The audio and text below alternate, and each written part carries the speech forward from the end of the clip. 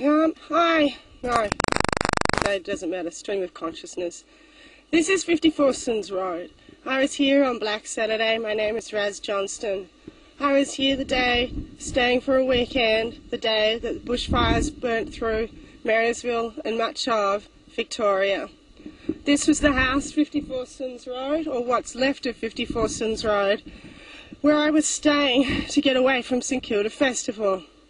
As you can see, the house is entirely gone. They've bulldozed the land. There's nothing left. All the houses that were adjacent have now been cleared, and what remains is remnants of gardens, the plots that people used to tend to. On the property at 54 Sons there were horses, and next door was a family home. It's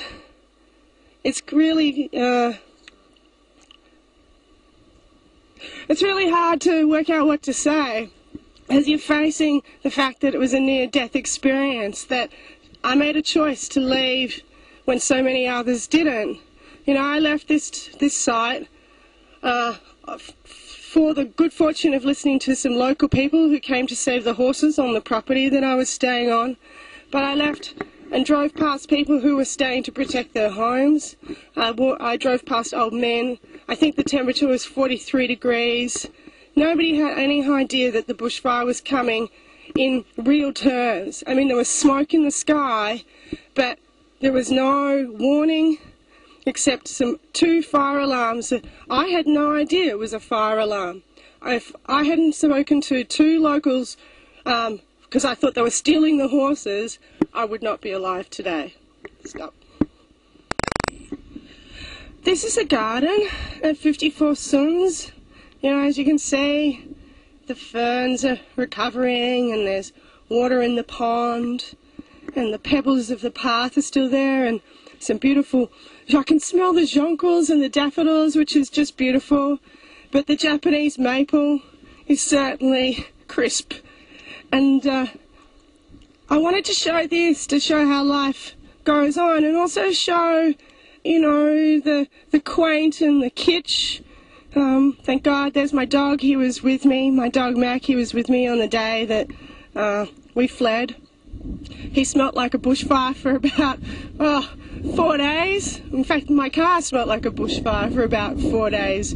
That was awful, getting back in the car. In the city, you know, it's just a reminder of the horror. But I just wanted to show you the sort of delicate and the intimate and the human scale, because if you look all around us, it's burnt bushland. You know, everything's black, and this place where I'm filming now is only 2 houses away from those adjacent hills that are burnt to a crisp. As you can see in the property next door, there's one fern that's alive, a tree fern that's alive and growing in isolation, a lonely tree fern, and adjacent to it, I think it was a Norfolk pine. I could be wrong. It doesn't look like the right structure, but you can see it's a lone, burnt piece of foliage. I want to show you the house across the street, what remains of the houses across the street. That was a new property somebody built. I guess I thought at the time it was like a city home. It was square, modular, new, fashionable. But, yeah, everything's gone. And, you know, I was asked to do a documentary on communities for transient spaces, a subject at RMIT, and it was virtually impossible for me to do so because A, I had to confront my fear, and B, every time I've returned, and that's been part of the healing process, every time I've returned, there's nobody here.